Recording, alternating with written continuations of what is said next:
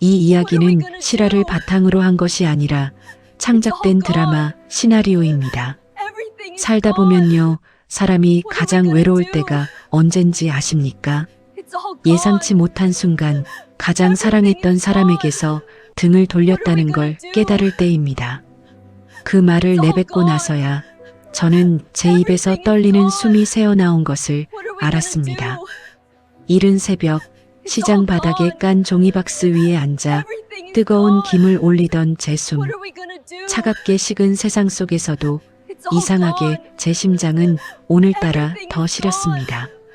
저기 멀리서 분식집 아주머니가 가게 문을 여는 소리가 들렸습니다. 철문이 덜컹 천천히 올라가는 소리만으로도 마음에 작은 위로가 내려앉았어요. 저는 오늘도 같은 자리에 앉아 있었고 스스로도 모르는 사이에 속삭였습니다. 그래도 나한테는 이 시장이 마지막 집이지. 그 말이 참 서글프게도 들리더군요.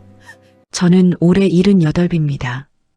20년 동안 이 시장 구석에서 살았다고 하면 사람들은 놀랍니다. 하지만 정말 무서운 건 세월이 아니더군요. 누구에게도 필요 없게 되었다는 사실이었어요. 사람들은 저를 보고 저 할머니는 또 여기 있네. 정신이 오락가락 한다던데. 이런 말을 합니다. 하지만 누구 하나 제게 와서 정확히 무슨 사연인지 물어본 적은 없어요. 그게 세상이라는 걸 저는 오래전부터 알아왔습니다. 저는 아직도 그날을 기억합니다. 제가 집에서 쫓겨난 날, 비 오는 오후였고 딸의 목소리가 떨렸습니다. 엄마, 우리 모두 너무 힘들어. 제발 그냥 좀 혼자 있고 싶어. 이 말이 아직도 제 귓가에서 떠나질 않습니다. 그 아이는 울고 있었지만 그 울음의 끝에는 더 이상 제가 설 자리가 없다는 뜻이 숨어 있었지요. 저는 그날 제 생에서 가장 소중했던 문이 조용히, 아주 조용히 닫히는 소리를 들었습니다. 그렇게 시장으로 나온 뒤 제가 가장 먼저 마주한 사람도, 마지막까지 제 곁을 지켜준 사람도 바로 분식집 아주머니였습니다. 남들은 저를 피해 걸어갔지만 그분은 늘 말했습니다. 추운데 이거나 좀 드세요. 뜨끈한 게 들어가야 버티지. 손등에 묻은 국물 자국, 늘 퉁퉁 부은 손마디. 자기 손은 굳어가면서도 저에게 국물 한 숟가락이라도 더 떠주려던 그 손길.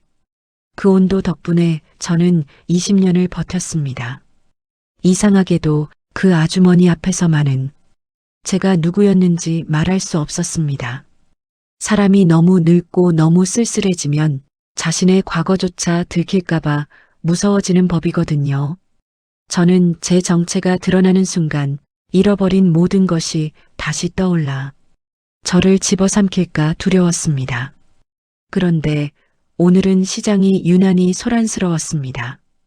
오래된 TV에서 뉴스가 흘러나왔고 사람들이 웅성거리기 시작했습니다. 아니, 이 사람 어디서 본 것 같은데? 실종된 창업자다. 뭐다 얼굴이 비슷하지 않아? 저는 고개를 들지 못했습니다. 등 뒤로 스멀스멀 오래 묻어두었던 기억이 올라오기 시작했으니까요. 저 화면 속 인물, 저와 많이 닮은 그 얼굴, 제가 아닌 척 전혀 모르겠다는 듯 바닥을 바라보며 몸을 웅크렸습니다. 그때 아주머니가 제 쪽으로 다가와 말했습니다. 할머니 괜찮으세요? 얼굴이 하얗게 질리셨어요. 저는 떨리는 목소리로 답했습니다. 그냥 옛날 생각이 조금 나서요. 하지만 아주머니는 오래 사람을 상대해 본 눈이었죠. 제 입술이 덜덜 떨리는 걸, 숨이 고르지 않는 걸 모를 리가 없었습니다. 저는 그 순간 깨달았습니다. 아, 이제 시간이 얼마 남지 않았구나. 20년 동안 숨겨온 진실이 오늘 이 시장에서 조용히 깨어나고 있었던 겁니다. 그리고 저는 스스로에게 묻고 또 물었습니다. 과연 나는 아직도 누군가의 엄마였을까? 이 질문이 저를 마지막까지 따라다닐 줄은 그때는 몰랐습니다. 시장에 도착한 이른 아침 공기는 늘 그렇듯 차가웠습니다. 하지만 그날은 유난히 공기가 묵직했습니다. 마치 오래 묻어두었던 제 과거가 한 점 한 점 기어 올라오는 것 같았거든요. 저는 TV 화면에서 시선을 떼기 위해 고개를 바닥으로 깊게 숙였지만 사람들 속삭임이 제 귓가를 파고들었습니다. 어제 뉴스 봤어? 창업자 실종 사건 그거. 근데 말이야, 시장에 있는 저 할머니 좀 닮지 않았어? 에이 설마 저렇게 노숙하는 분이? 저는 그 말에 온몸이 굳어가는 걸 느꼈습니다. 손이 바들바들 떨리고 오래전 잊힌 상처가 다시 가슴을 파고들었습니다. 그런데 그 순간 가장 듣기 싫었던 목소리가 시장 입구에서 들려왔습니다. 엄마, 그 목소리 20년 동안 명절에도 한 번 들리지 않던 제 딸의 목소리였습니다. 저는 얼어붙은 채로 고개를 들었습니다. 저 멀리 정장을 단정히 입은 여자가 숨을 몰아쉬며 저를 향해 뛰어오고 있었어요. 딸이었습니다. 20년 동안 제 앞에 나타나지 않던 그 아이. 저는 갑자기 바람이 스쳤습니다. 그 아이가 어릴 때 제 손을 잡고 걷던 그 따뜻한 바람이 아니라 싸늘한 기억의 바람이었어요. 딸이 다가와 숨을 고르며 말했습니다. 엄마 맞지? 진짜 엄마 맞지? 저는 당황해서 대답을 하지 못했습니다. 아니, 하지 못한 건 제가 말문이 막힌 게 아니라 딸의 눈에서 반가움보다 다른 무언가가 보였기 때문입니다. 도움이 필요한 눈빛이 아니라 뭔가를 확인하고 싶은 사람의 눈빛이었어요. 마치 무엇을 찾으러 온 사람처럼 딸 뒤쪽에서 사위가 다가왔습니다. 사위는 제게 다가오며 인상을 살짝 찡그렸습니다. 어머니 여기 계셨네요. 예, 안녕하세요. 예, 안녕하세요. 20년 만에 만난 인사가 고작 그거였나요? 그는 제 옆을 슬쩍 둘러보고 제가 가진 보따리를 힐끔 쳐다봤습니다. 그 순간 저는 깨달았습니다. 딸도 사위도 저를 찾아온 이유가 그리움이나 걱정이 아니라는 걸요. 저는 떨리는 목소리로 물었습니다. 너희들 왜 왔니? 딸이 눈망울을 크게 뜨며 말했습니다. 엄마, 뉴스 봤어? 창업자 실종 사건 그 사람이 혹시... 사위가 재빨리 말을 가로채며 속삭였습니다. 혹시 어머니가 관련이 있으신가 해서요. 저는 숨이 턱 막히는 것 같았습니다. 이 아이들, 정말로 제가 그 회사의 창업자라는 걸 확인하러 온 걸까요? 가족이라면, 엄마, 그동안 어떻게 지냈어? 엄마, 밥은 드셨어? 먼저 묻는 것이 순서일 텐데, 딸의 눈빛 속에는 걱정이나 미안함보다 불안함, 그리고 기대가 섞여 있었습니다. 딸과 사위의 목소리가 점점 커지자 분식집 아주머니가 다가와 말했습니다. 지금 뭐 하는 겁니까? 할머니께 무례하게 굴지 마세요. 딸은 당황해서 고개를 돌렸습니다. 저기요, 이분은 우리 엄마예요. 무례하게 굴고 있는 건 아니고 말투가 그렇잖아요. 아주머니의 목소리는 조용했지만 단단했습니다. 오래 못 본 가족이면 반갑게 불러야 하는 거 아닙니까? 이것저것 캐묻는 게 먼저예요? 딸은 말문이 막혔고 사위는 눈치를 보며 뒤로 한 걸음 물러났습니다. 저는 그 모습을 보며 마음 한쪽에서 미묘한 힘이 풀려나가는 걸 느꼈습니다. 20년 동안 가족은 내게 단 한마디도 따뜻하게 한 적 없었는데 이제 와서 왜 이렇게 나를 붙잡는 걸까? 정말 진심이었을까? 잠시 침묵이 흐르자 딸이 갑자기 눈물을 흘렸습니다. 엄마 미안해. 내가 그땐 너무 힘들어서 그랬어. 근데 엄마, 그 뉴스에 나온 얼굴이 엄마랑 너무 닮아서 그래서 그 눈물도 그 말도 솔직히 마음에 바로 닿지는 않았습니다. 왜냐면 딸의 울음속에는 엄마를 잃어버렸다는 슬픔보다 엄마의 정체를 놓칠까 하는 초조함이 더 크게 느껴졌으니까요. 저는 미소도 눈물도 없는 얼굴로 딸을 가만히 바라보았습니다. 그리고 제 가슴 속에서 오래전 묻어두었던 말이 천천히 떠올랐습니다. 아, 이 아이도 가족 안에서 너무 오래 외로웠구나. 그 생각이 드는 순간 제 마음이 이상하게도 조금 흔들렸습니다. 하지만 따뜻해지려던 마음은 사위의 다음 한마디로 다시 식어버렸습니다. 어머니, 혹시 그 회사 어머니 이름으로 된 종이 같은 게 있으십니까? 분식집 아주머니가 즉석에서 국자를 떨어뜨릴 정도로 너무 노골적인 질문이었습니다. 딸이 사위를 밀치며 눈치를 줬지만 이미 늦었습니다. 저는 보따리를 꼭 끌어안았습니다. 그리고 딸을 바라보며 말했습니다. 너희들, 엄마가 여기 있는 게 마음 아파서 찾아온 거 맞니? 딸은 말을 잇지 못했습니다. 사위는 시선을 피했습니다. 저는 그들의 대답 없는 침묵에서 이미 모든 답을 얻은 기분이었습니다. 그날 밤 저는 시장 구석 골목으로 걸어가며 오래된 보따리를 조심스럽게 펼쳤습니다. 그 안에는 제가 살아온 78년의 진실, 그리고 누구에게도 보여주지 않았던 마지막 선택의 씨앗이 고요히 숨어 있었습니다. 저는 어둠 속에서 작은 종이 하나를 꺼내 떨리는 목소리로 속삭였습니다. 이제 정말 끝을 내야 할 때가 온 건가? 20년 동안 숨어있던 진실이 드디어 모습을 드러내기 시작했습니다.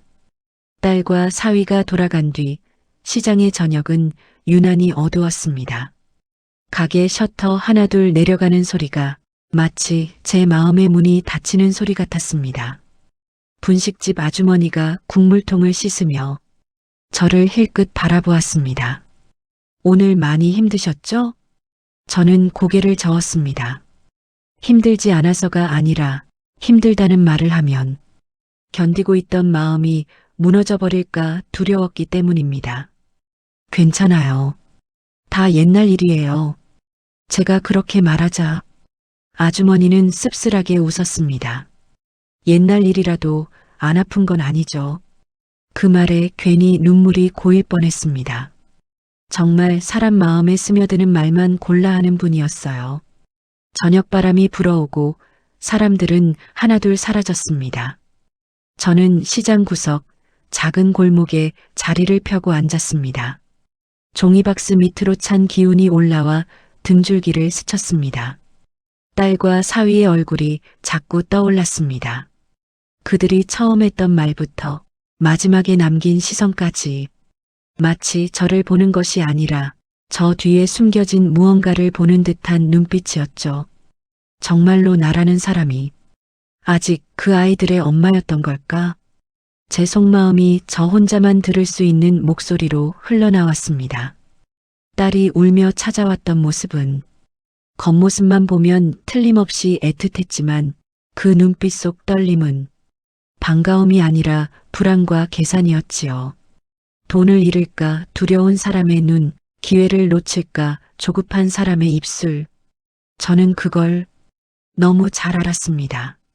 왜냐면 그 아이가 어릴 때 정말로 저를 찾을 때의 눈빛은 정말 달랐거든요. 저는 보따리를 천천히 열었습니다. 날이 선 종이 냄새, 묵은 세월이 깃든 오래된 문서들. 그 속에는 제가 평생 손으로 일구었던 회사의 초창기 서류들이 들어 있었습니다. 남편이 세상을 떠난 후 저 혼자 발로 뛰고 가계부 쓰듯 회사 장부를 정리하고 직원들 밥 챙기고 약속을 잡고 퇴근도 못하고 했던 그 시절의 흔적들이 그대로 담겨 있었습니다. 하지만 시댁 식구들은 그 모든 걸 여자 주제에 뭘 아느냐, 정신이 왔다 갔다 한다, 이런 말로 덮어버렸습니다. 그렇게 제 인생이 서서히 지워져 갔고 딸은 그들의 말을 그대로 믿었죠. 그 아이가 잘못한 걸까요? 아니요. 그 아이는 그저 약했을 뿐이었습니다. 미안하다 딸아. 저도 모르게 중얼거렸습니다. 딸을 위해 했던 것도 많고 그 아이가 겪었던 고통도 너무 잘 알고 있으니까요. 하지만 이제 저는 미안함만으로 살 수 없는 나이가 되었습니다. 다음 날 딸은 다시 시장에 왔습니다. 전날보다 더 초조한 표정이었습니다. 엄마 혹시 잠깐 얘기할 수 있을까? 딸의 목소리는 떨렸습니다. 그러나 그 떨림 속에는 엄마를 잃을까 두려움이 아니라 기회를 놓칠까 두려움이 더 컸습니다.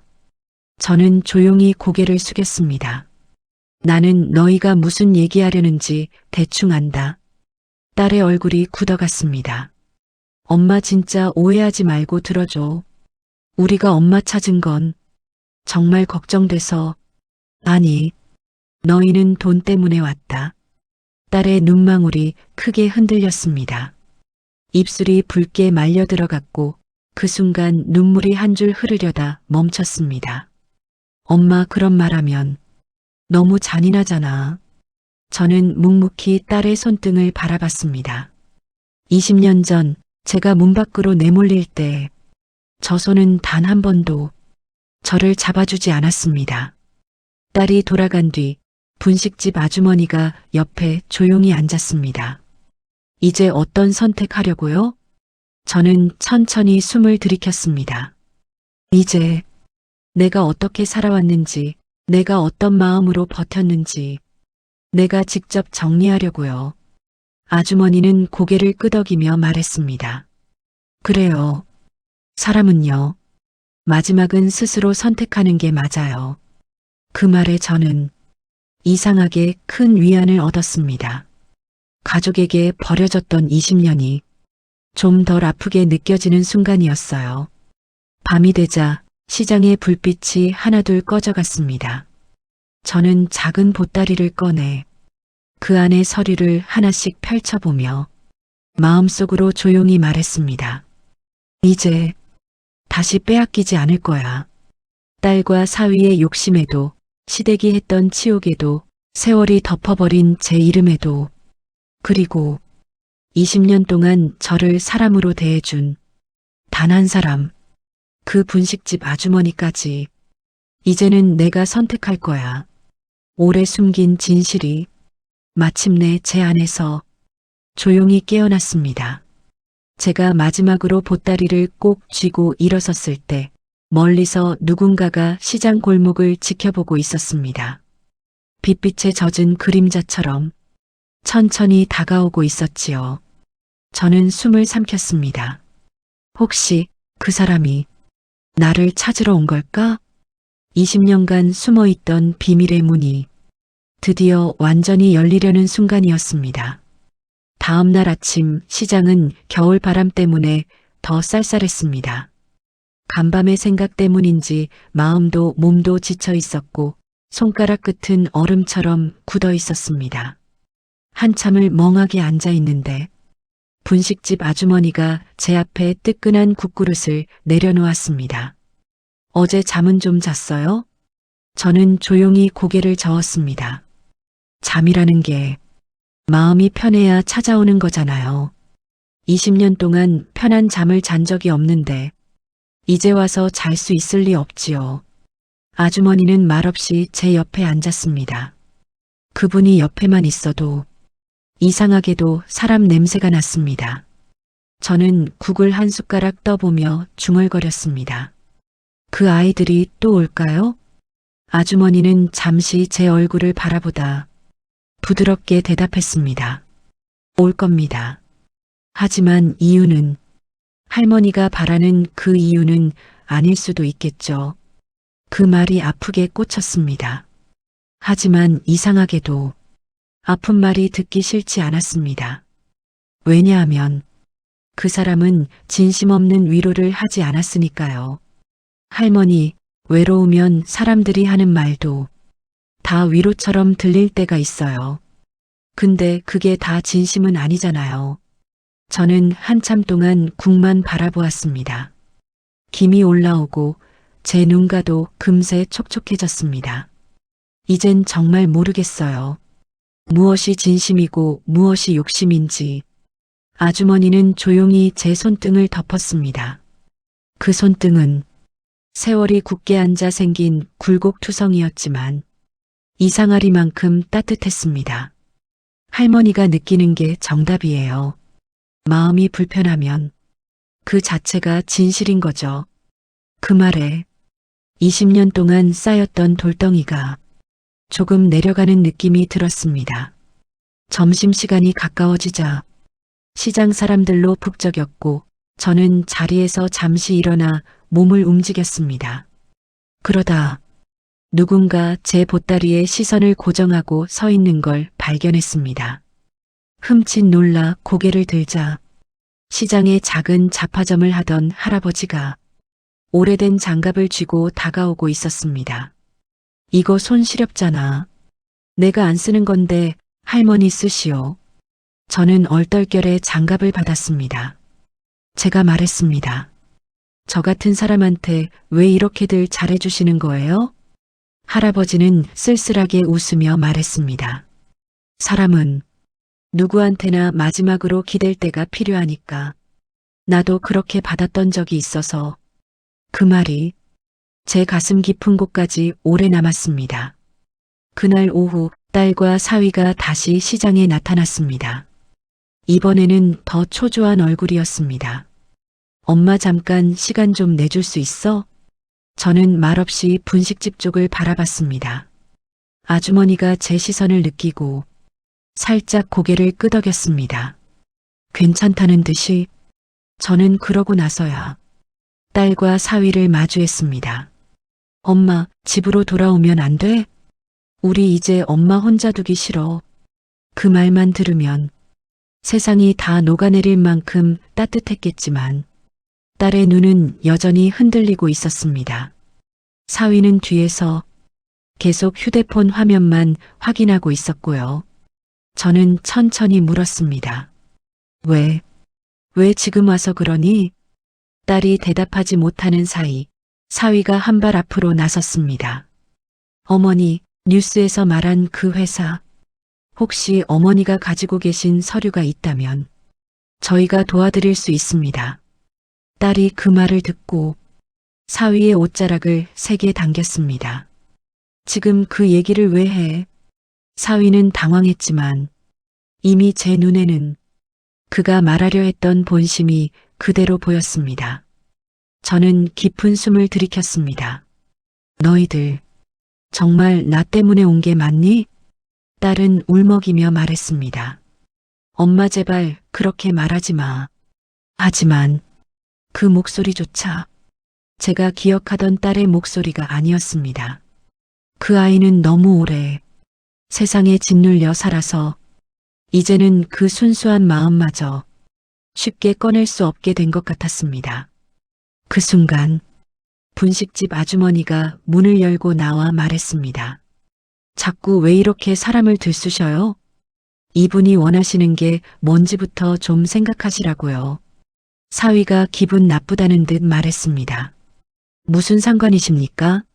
상관은 이분이 20년 동안 가장 인간답게 대우받은 사람이 바로 저니까요.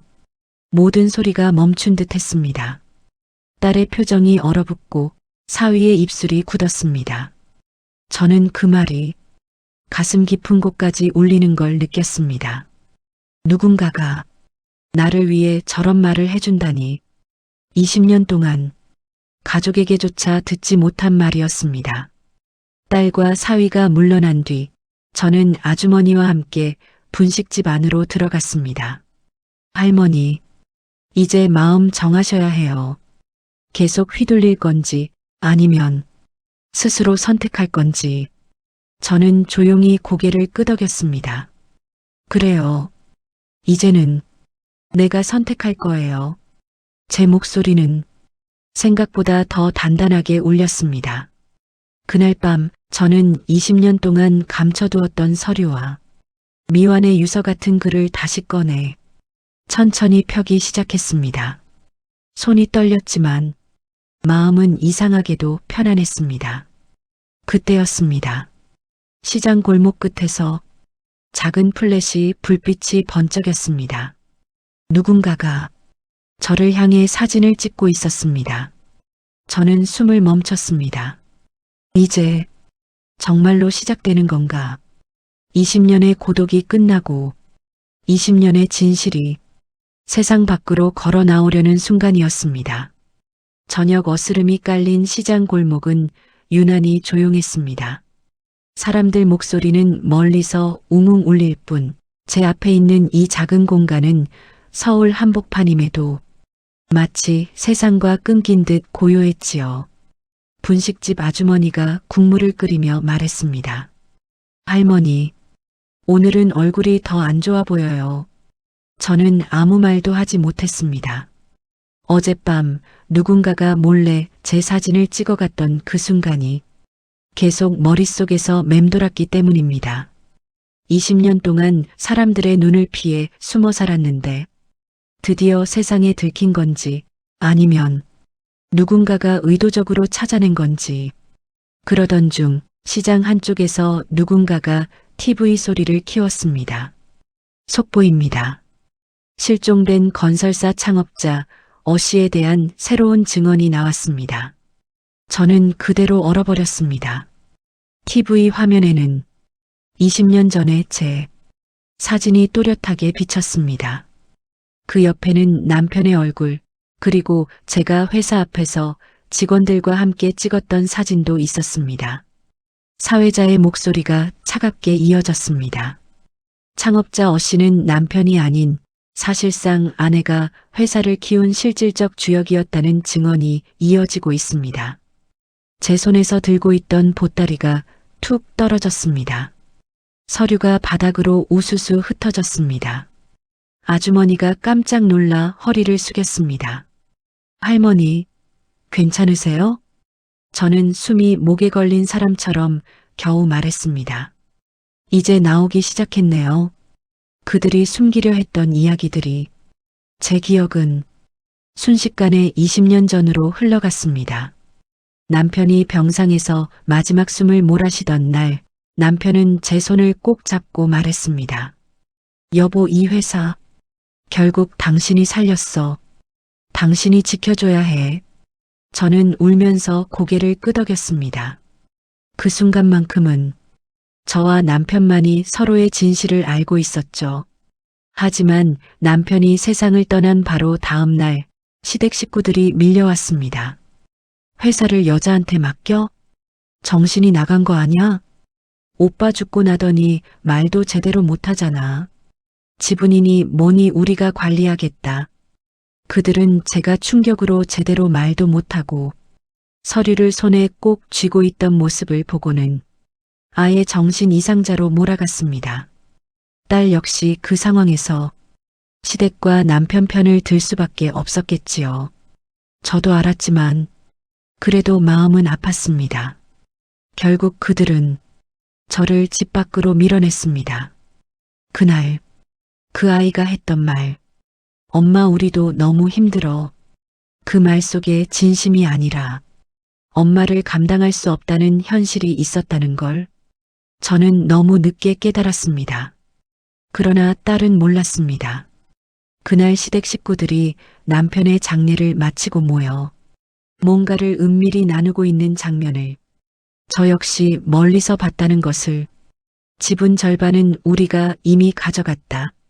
남은 건 저 여자가 들고 있는 것뿐이야. 정신없다고 증명만 하면 법적으로도 우리가 가져올 수 있어.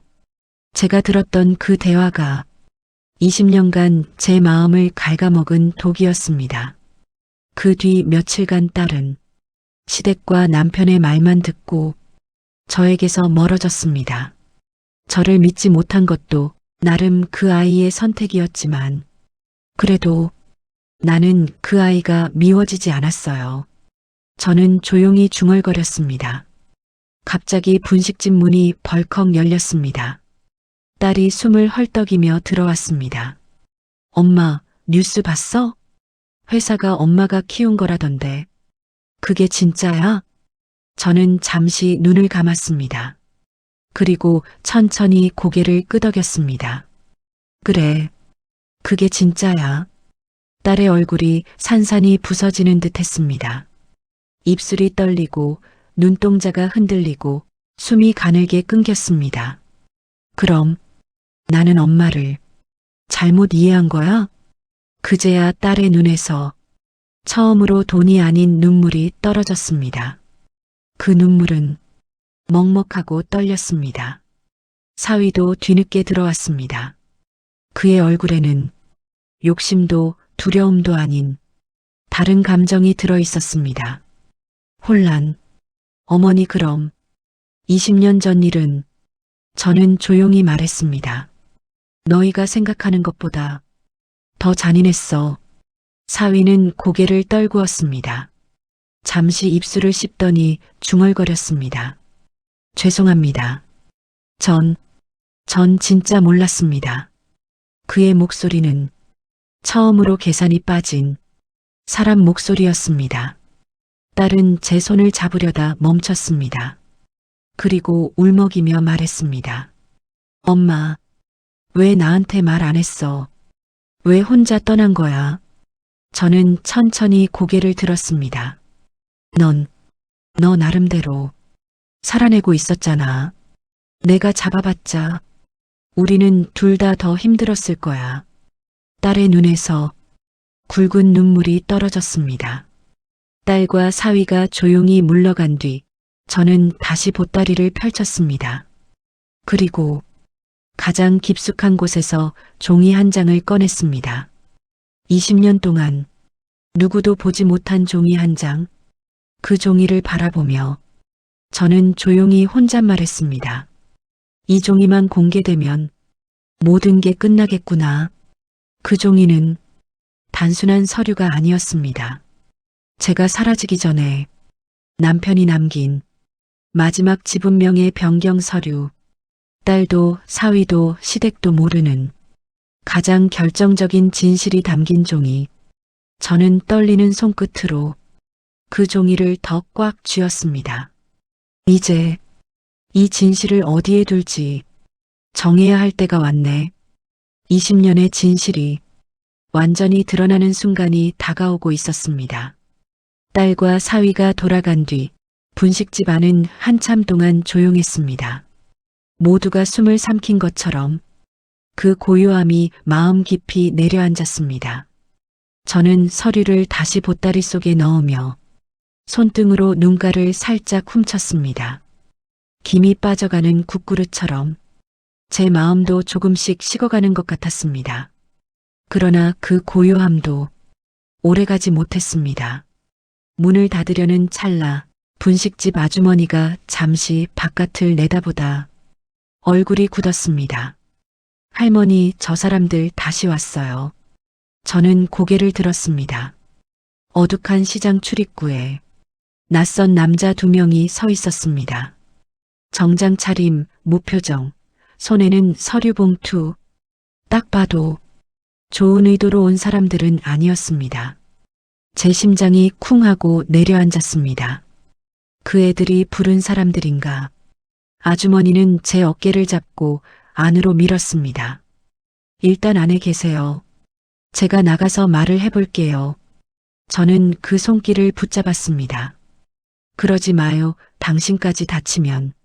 그럼 더더욱 내가 나가야죠. 그 말에 저는 아무 말도 할 수 없었습니다.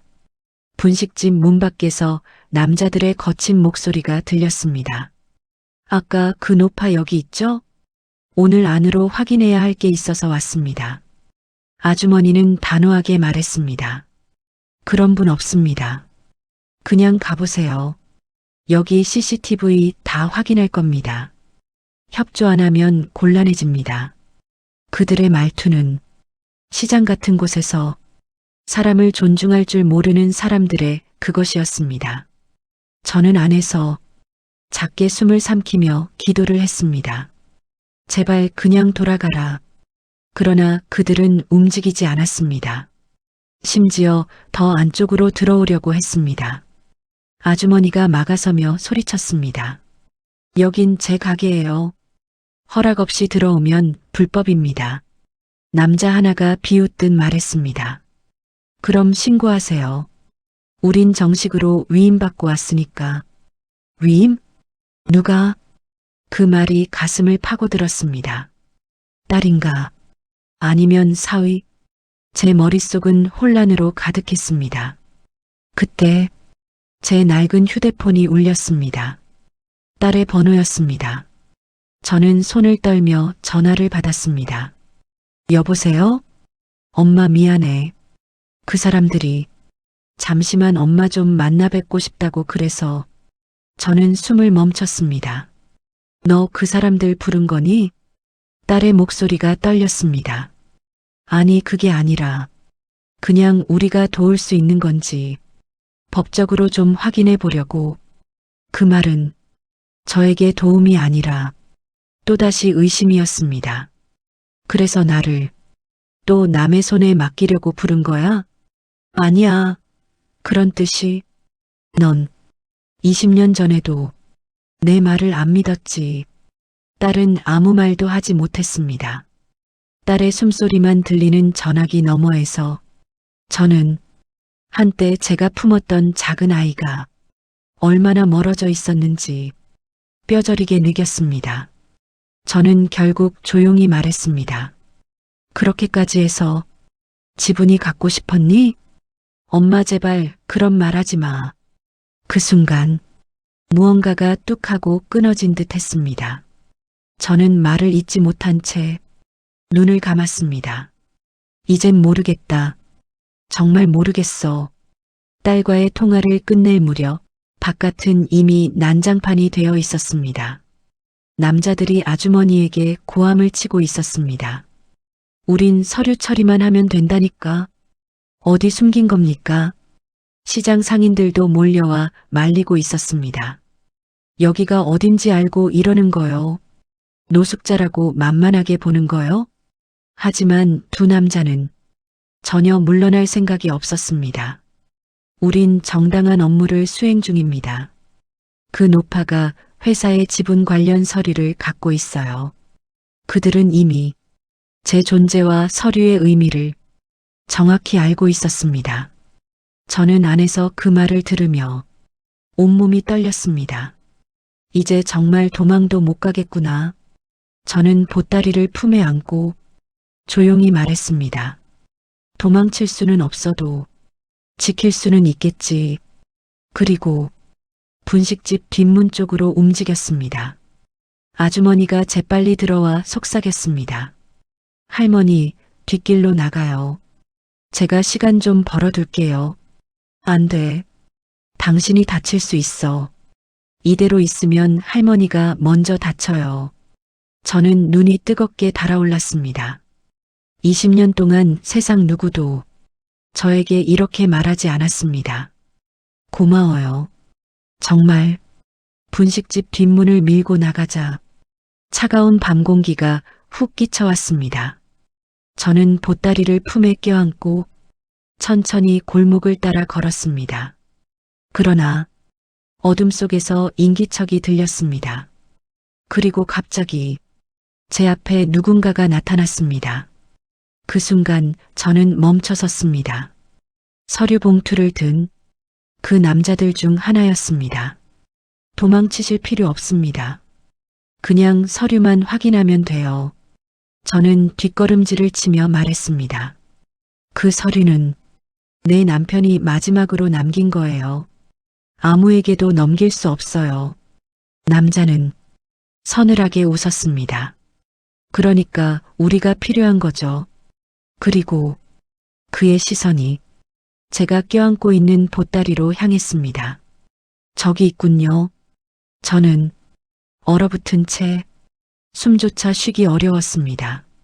이 순간이 20년 만에 맞는 가장 위험한 순간이라는 걸 제 몸이 먼저 알고 있었습니다.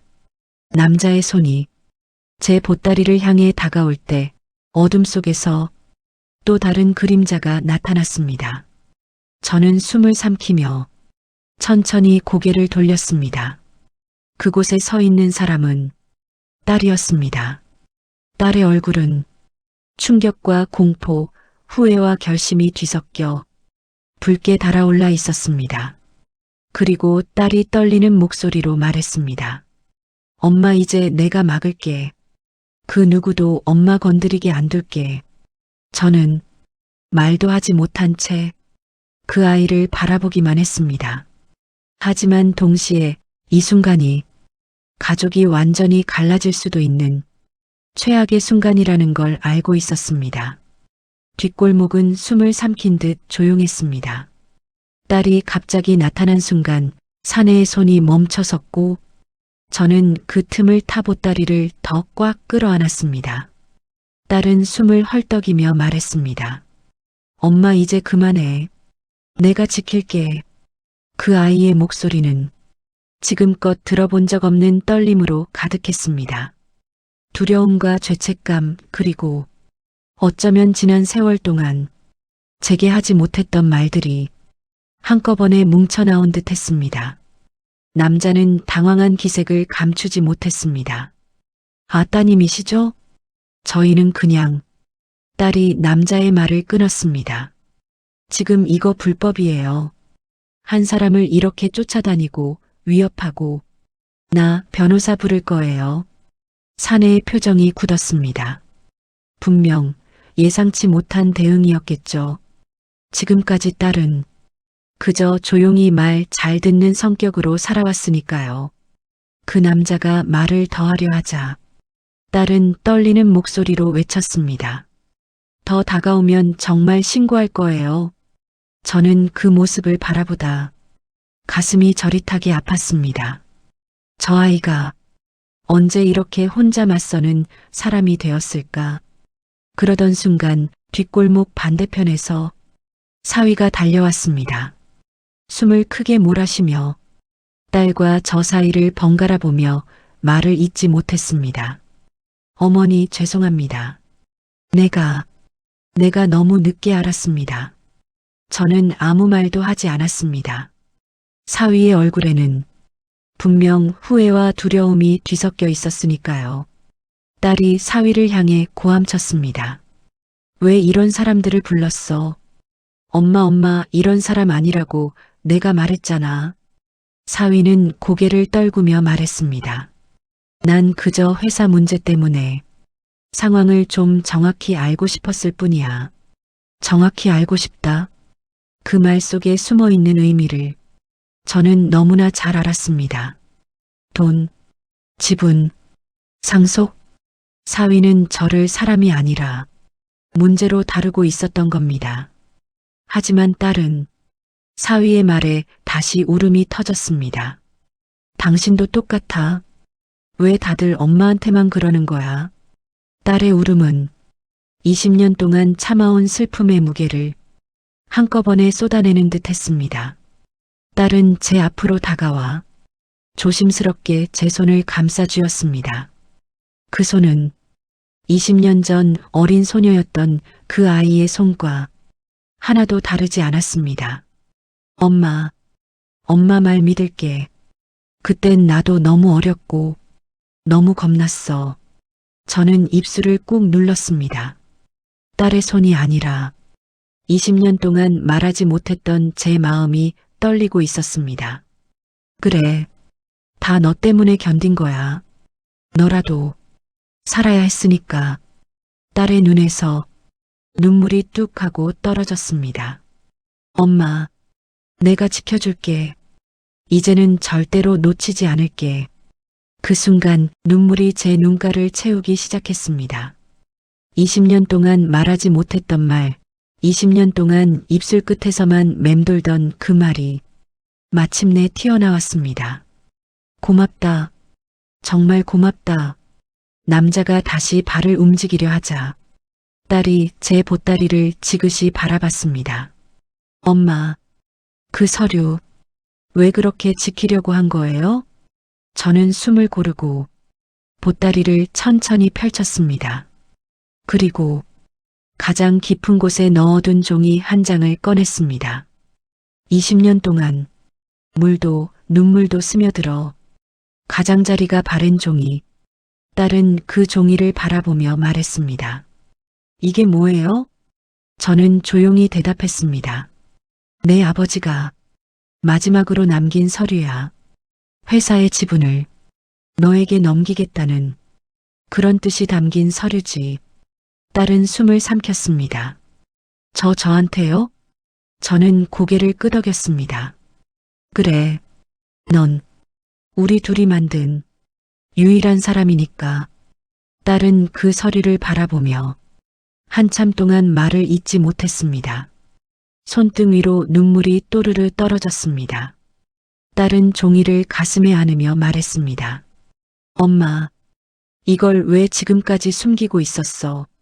저는 천천히 말했습니다. 내가 살아야 했기 때문이야. 그 집에서 그 가족들과 겨우겨우 버티고 있는 너에게 더 큰 짐 지울 수 없어서.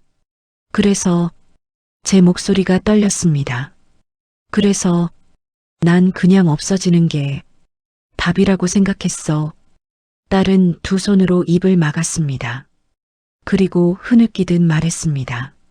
엄마, 미안해. 엄마 너무 미안해. 저는 그 아이를 부드럽게 안았습니다. 떨리는 어깨를 토닥이며 속삭였습니다.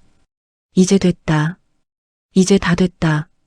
그러나 이 모든 순간을 지켜보던 사위의 눈은 어딘지 모르게 무겁게 가라앉아 있었습니다. 그는 딸의 손에 든 지분 서류를 오래 바라보았습니다. 딸이 울면서 저를 안고 있는 동안 사위의 표정은 죄책감만은 아니었습니다. 후회, 충격, 혼란, 그리고 아주 미세한 계산의 흔적. 딸은 아직 그 눈빛을 보지 못했습니다. 하지만 저는 그 미세한 변화를 놓칠 수 없었습니다. 이 아이의 남편이 완전히 달라진 건 아닐지도 모르겠구나. 저는 보따리를 더 꽉 끌어안았습니다. 20년 만에 드러난 진실, 그 진실이 이제 또 다른 파도를 일으킬 수도 있었습니다. 딸이 제 손에 지분 서류를 꼭 쥐어준 그날 밤, 시장의 겨울바람은 유난히 차가웠습니다. 그러나 제 마음만큼은 20년 만에 처음으로 서서히 따뜻함이 스며들기 시작했습니다. 사위는 뒤에서 묵묵히 서 있었고 딸은 여전히 제 옆을 꼭 붙들고 있었습니다. 뒷골목의 적막함 속에서 우리는 잠시 아무 말도 하지 않았습니다. 어쩌면 그 침묵이야말로 우리 가족에게 가장 필요했던 시간이었는지도 모르겠습니다. 딸이 조심스레 말했습니다. 엄마 이제 집에 같이 가요. 집이라는 단어가 20년 만에 제 귀에 다시 들어왔습니다. 저는 멈칫했지만 딸의 손이 조금 더 깊게 제 손등을 감쌌습니다. 엄마가 싫으면 다른 데라도 우리가 같이 있어줄게. 저는 가만히 고개를 끄덕였습니다. 그래, 오늘은 너랑 같이 있고 싶다. 딸은 안도의 숨을 길게 내쉬었습니다. 마치 속 깊은 곳의 매듭이 하나씩 풀리는 것처럼 말이죠.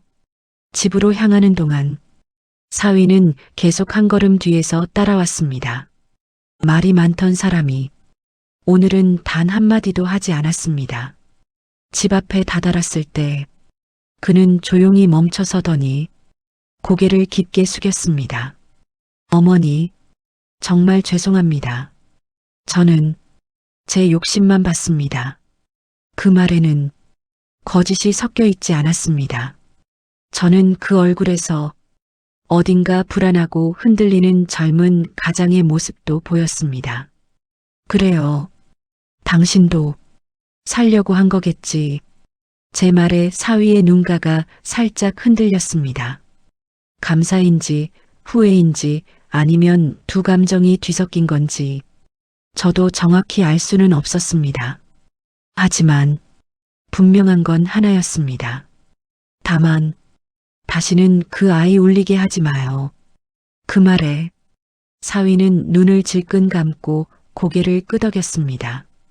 다신 그러지 않겠습니다. 그의 목소리는 떨리고 있었습니다. 딸 집에 들어서자 작은 전등 불빛이 부드럽게 흔들렸습니다. 딸은 저를 조심스레 방으로 안내했습니다. 엄마 여기서 좀 쉬어요. 이불은 오늘 새로 빨았어. 저는 손등으로 부드러운 이불결을 쓸었습니다. 20년 동안 차갑고 거친 바닥에 몸을 누이던 제게 이 부드러움은 마치 꿈처럼 느껴졌습니다. 딸이 방을 나가려 할 때 저는 그녀의 손목을 잡았습니다. 내 방인데 괜찮겠니? 딸은 살짝 웃었습니다. 눈가가 여전히 붉었지만 그 미소는 따뜻했습니다. 괜찮아요. 아니, 엄마랑 있는 게 더 좋아요. 그 말을 듣는 순간 저는 참으려 했던 눈물이 그만 한 줄 흘러버렸습니다. 딸은 저를 꼭 안아주었습니다. 그동안 말하지 못했던 모든 말들이 그 포옹 속에 스며 있었습니다. 밤이 깊은 새벽, 저는 자리에 앉아 보따리를 펼쳤습니다. 딸이 조용히 들어와 제 옆에 앉았습니다. 엄마, 이제 이건 어떻게 하고 싶어? 딸이 조심스레 묻는 말에 저는 서류를 바라보다가 천천히 말했습니다. 넌 너무 오래 혼자 버텼어. 남편과 그 가족들 사이에서 내가 얼마나 힘들었을지 나도 알고 있었어. 딸의 목소리가 떨렸습니다. 엄마는 왜 나한테 기대지 않았어? 내가 내 마지막 자존심이었으니까. 딸의 눈이 크게 흔들렸습니다. 저는 서류를 딸에게 다시 건넸습니다. 이제는 너한테 맡기고 싶다. 딸은 손을 흔들며 고개를 저었습니다. 아니야, 엄마. 우리 같이 해요. 이제는 엄마 혼자 아니니까. 그 말에 제 마음이 천천히 따뜻해졌습니다. 그래, 이제는 같이 가보자. 아침 햇살이 들 무렵 사위가 어색하게 문 앞에 서 있었습니다. 그는 조심스레 말했습니다. 어머니, 어제는 정말 많이 죄송했습니다. 저는 그를 똑바로 바라보며 말했습니다. 이제 너도 그 아이의 삶을 진짜로 지켜줘야 할 때야. 사위는 길게 숨을 들이쉬더니 이렇게 말했습니다. 네, 정말 그렇게 하겠습니다. 그 눈빛에서 처음으로 작은 진심이 보였습니다. 딸이 작은 상자를 가져와 말했습니다. 엄마, 보따리 이제 여기에 넣어서 집에 두자. 그 말에 저는 보따리를 천천히 내려놓았습니다. 그 작은 보따리는 제 지난 20년의 고통, 두려움, 그리고 사랑까지 모두 담고 있었습니다. 이제야 그 무게를 내려놓을 수 있었습니다. 그래, 이제 여기 두자. 딸은 조용히 제 손을 잡았습니다.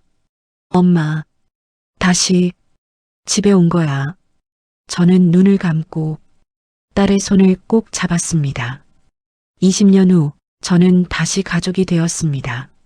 사람은 사라지는 것이 아니라 때를 기다리며 자리를 지키고 있을 뿐이었습니다. 나의 시간도, 나의 사랑도, 그리고 나의 진실도 20년이 걸렸지만 마침내 우리는 다시 서로를 찾았습니다. 그리고 저는 늦게 배운 이 진실을 마음에 조용히 새겼습니다. 사랑은 늦을 수 있어도 사라지지는 않는다. 세월이 흐르고 나서야 우리는 비로소 보게 되는 마음들이 있습니다. 그때는 몰랐던 엄마의 손길, 그저 지나쳤던 말 한마디, 그리고 뒤늦게야 깨닫게 되는 사랑의 깊이까지. 누구의 삶도 가볍지 않고 어떤 마음도 이유 없이 멀어지지 않더군요. 오늘 이야기가 조금이라도 여러분의 마음을 다독였다면, 그리고 누군가를 다시 한번 떠올리게 했다면 그것만으로도 충분합니다. 앞으로도 삶의 작은 진실과 가족의 따뜻함을 담은 이야기들로 여러분 곁을 조용히 지켜드리겠습니다. 이야기가 마음에 닿으셨다면 구독과 좋아요 부탁드립니다. 여러분의 한 번의 누름이 이 채널이 계속 따뜻한 이야기를 만들 수 있는 힘이 됩니다. 오늘도 당신의 하루에 조용한 평안이 함께 하시길 바랍니다.